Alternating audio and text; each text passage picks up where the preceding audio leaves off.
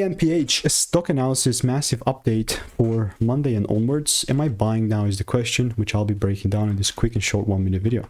Now here's the biggest key here. Having done well over 45,000 videos, I've seen what's working for me and what's not. And not that I've just seen, I've collected all the data of those 45,000 videos and I've figured out what's working and all the intricacies and variables that tradings are consistent of.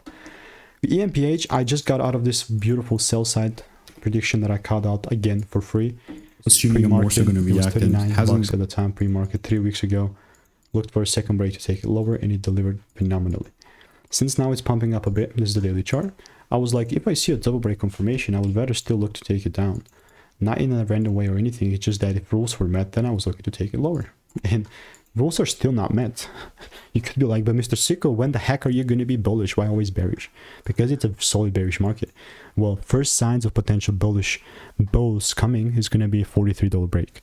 And if we don't break that, then it is what it is. But other than that, if you want to stay tuned and get free money making emails and insights, click the first link in the description. I'll see you in the next one.